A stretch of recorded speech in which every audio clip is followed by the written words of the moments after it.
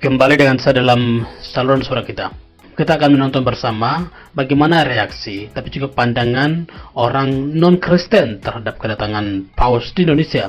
Ada yang menerima, ada yang menolak. Yang menolak menilai bahwa kedatangan Paus ke Indonesia itu dengan tujuan politik untuk mengadu domba orang Indonesia. Tetapi ada orang-orang yang melihat kedatangan Paus sebagai salah satu upaya membangun toleransi hidup dalam keberagaman. Kita tahu Indonesia adalah negara yang majemuk karena perbedaan. Ada orang kulit hitam, ada putih, ada rambut keriting, ada lurus, dan memiliki penduduk yang sangat terpadat nomor urutan 3. Tetapi juga memiliki banyak pulau dengan karakteristik manusianya yang berbeda.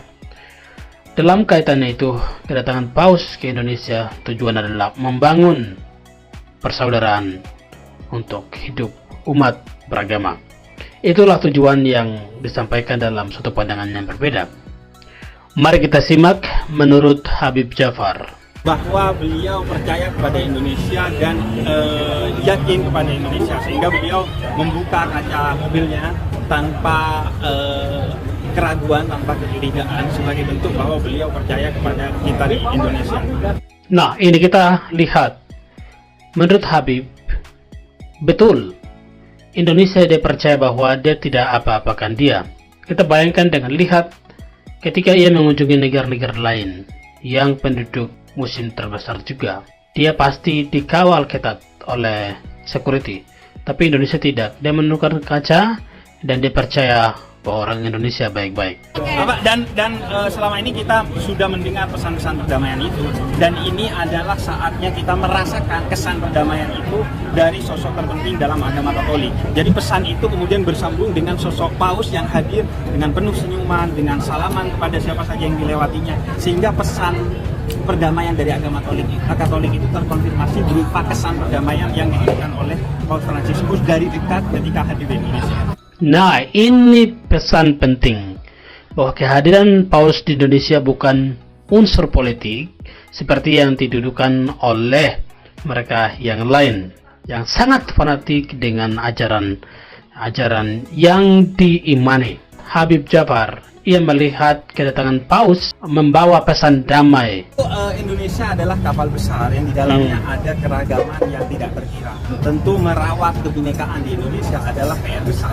Karena itu pilihan Paus terhadap Indonesia, padahal ini adalah negeri mayoritas muslim, tentu tidak muncul dari ruang kosong. Beliau tahu bahwa Indonesia adalah negara penting bagi pembangunan iklim perdamaian antar umat beragama. Ya, saudara-saudara, kita sudah melihat bagaimana pandangan Habib Jafar tentang kedatangan Paus ke Indonesia. Tapi tidak sedikit orang, ya, tetapi tidak sedikit orang juga melihat kedatangan Paus ke Indonesia sebagai salah satu bentuk politis. Bagaimana menurut Fatimah Sunardi? Mari kita lihat pada video ini. Kayak kemarin kan, emang ada apa dengan azan gitu kan? Kok segitunya harus diganti dengan running test kan sampai muncul gitu ya? Loh, emang selama ini umat Islam di Indonesia kurang toleran apa gitu ya? Gitu, dari sisi mana kita perasaan biasa-biasa aja mereka beribadah, kita persilakan, kan tidak masalah. Selama ini tuh kita tuh nggak ada masalah kok. Baik amat sih, harus begini, harus begitu. Terus Paus itu kok sampai harus dicium, dibilang apalah gitu ya? Ya kayak gitu tuh. Emang selama ini umat Islam tuh kayak gimana sih ya gitu, Bu Fatma? Gimana Bu Fatma? Kita harus mengkritisi gitu loh pernyataan-pernyataan yang terkesan kalau bahasa kita tuh ya kok lebay gitu, kok kayaknya dilebih-lebihkan gitu.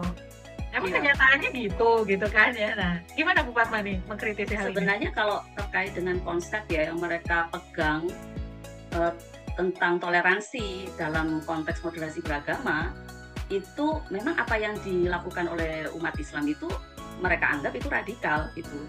Kenapa? Karena mereka anggap kan radikalisme itu adalah pemikiran yang dia mengacu kepada akar kan, akar dari sebuah ajaran itu. Kalau Islam kan tauhid ya, berarti Islam sangat ketat lah bicara tentang iman itu apa ya, kemudian standar baik, standar buruk ya kan, halal haram itu kan sudah bagian lah yang tidak bisa dipisahkan ya dengan ajaran Islam itu. Dan kalau umat Islam itu kekeh ya memegang itu memang mereka tuduh menjadi radikal gitu. Nah ini adalah memang tuduhan yang tendensius ya, tetapi umat harus tahu bahwa standar radikal itu adalah standarnya Barat, sehingga ketika mereka mengatakan umat Islam itu radikal, ya biarin aja, itu kan karena kalian pakai iman kalian atau pakai akidah kalian yang sekuler itu kan ngatain kita itu radikal. Nah pada realitasnya ini yang lebih penting lagi menurut saya, ketika mereka itu menuduh umat Islam itu radikal, harapannya umat Islam itu mengganti pemahaman beragamanya dan sikap beragamanya itu lebih moderat, Bu Yuli, lebih bisa disesuaikan. Nah, kalau ini yang mereka minta, toleransi yang tadi ya, memoderatkan pemahaman, memoderatkan sikap beragama, mempraktekkan agama di tengah-tengah masyarakat dengan memperhatikan banyak hal ya yang berkembang di masyarakat, ibaratnya itu kita itu beragama itu mesti harus mentoleransi hal-hal yang lain ya, nilai yang lain kah, atau budaya yang lain, atau mungkin bahkan sikap orang yang lain itu juga harus diperhatikan. Nah ini, tuntutan ini itu akhirnya membuat umat Islam itu sebenarnya terbelenggu di dalam mempraktekkan agamanya.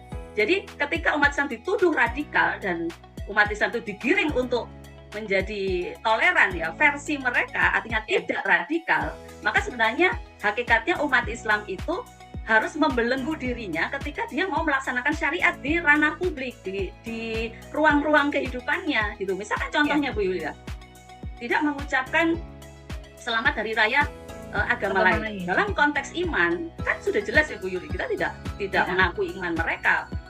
Meskipun kemudian ajaran Islam itu kan ya udah biarinlah mereka beragama apa, jangan diganggu kan gitu ya. Nah, tetapi mereka kan tidak cukup untuk seperti itu. Mereka katakan kalau kita misalkan nggak ngucapin ini salah satu hari raya mereka, itu kita dianggapnya itu kita tidak toleran gitu.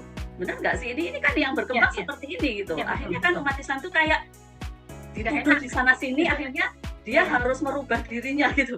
Gimana ya supaya saya itu toleran gitu. Oke lah, saya ikut-ikutan ngucapin, saya ikut-ikutan ikut perayaan mereka, saya ikut-ikutan menyambut orang suci mereka, dan sebenarnya itu kan nggak ada hubungannya ya sama Islam sebenarnya.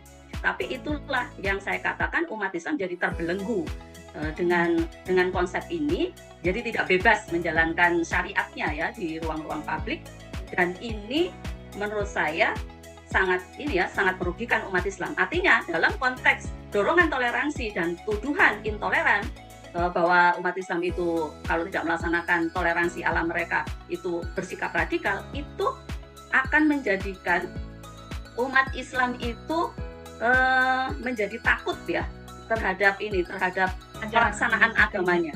Jadi umat Islam itu jadi korban kan akhirnya. Iya betul. Kan akhirnya dia kan yang tertuduh. Kan nggak enak posisinya. Iya benar. Saya merasa seperti itu ya dalam kenyataannya seperti itu. Ya baik Bu Fatma ya, Masya Allah ya. Padahal sebetulnya kita tuh nggak ada apa-apa, tapi kok jadi pihak tertuduh gitu ya. Aduh ya Allah. Ya, tadi itu pandangannya. Ini pandangan yang lain yang sangat ekstrim juga menurut saya.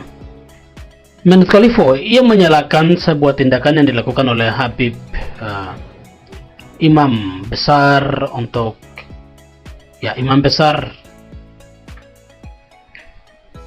Menurut Khalifo, ia menyalahkan sebuah tindakan dilakukan oleh Habib besar, apalagi mencium.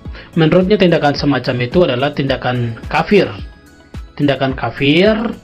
dan menurutnya itu adalah sebuah tindakan kafir, dan dia yang melakukan itu adalah juga kafir. Bagaimana kita bisa menyimak ini? Karena bersikap kasih sayang dan ridho terhadap kekafiran seseorang, ya itu juga kafir hukumnya. Karena dikatakan waridho bil kufri kufrun. Jadi waridho bil kufri kufrun. Jadi ridho dengan kekufuran, ridho dengan kekafiran seseorang itu kufur. Nah, ulama semua sepakat dalam persoalan ini ya bahwa ridho bil kufri kufrun ini dilandaskan pada Quran surat An-Nisa ayat 140. Nah, kalau kemudian yang datang ya sangat takdim ini hina, menghormati, menokohkan dia seorang paus pemimpin agama Katolik terbesar, dengan sikap yang dinilai itu sederhana dan seterusnya, itu kan takdim insilah yang luar biasa, dan berarti dia ridho dengan kekafirannya Paulus. So, dia menyampaikan bahwa kalau kita ridho, kita berbaur, kita menghargai seorang yang tidak seiman dengan keislaman, maka ia dilihat sebagai seorang kafir. Orang yang berteman dengan orang kafir, dia juga adalah orang kafir, berdasarkan pada ayat tadi. Nah, sebetulnya ini bertolak belakang dengan nilai-nilai kebersamaan, nilai-nilai kesatuan dan keberagaman. Apakah kita membangun satu nilai yang mengharuskan orang untuk membenci orang, melihat orang lain sebagai musuh dan tidak terlibat, tidak mengambil bagian, tidak melihat mereka sebagai satu ciptaan Tuhan yang sama secara absolut? Apakah kita melihat itu sebagai sesuatu yang najis dan kafir seperti kata Ibu Khofifah? Apakah ini dapat dibenarkan oleh semua kita sebagai salah satu penggerak dalam membangun hubungan yang bertoleransi? Baik teman-teman, kita sudah melihat tadi pandangan-pandangan kritis. Haji Jafar sudah, Habib Jafar menjelaskan pentingnya toleransi, menghargai orang yang lawan sekalipun, kafir sekalipun, memberikan penghormatan, penghargaan kepada mereka. Dan dua narasumber yang sangat berbeda dalam live streaming ini memperlihatkan satu intikat bahwa orang yang tidak sepaham dengan keislaman adalah orang-orang kafir, dan mereka yang berhubungan, berkomunikasi dengan orang-orang yang dianggap kafir juga adalah kafir. Bagaimana menurut saudara-saudara? Apakah ini salah satu langkah yang baik untuk membangun perdamaian dan persatuan, ataukah ini langkah membangun sebuah hidup yang intoleran dan tidak damai dan tidak mengharuskan orang untuk memeluk agamanya masing-masing? Bagaimana menurut teman-teman? Silakan like dan komentar pada video ini.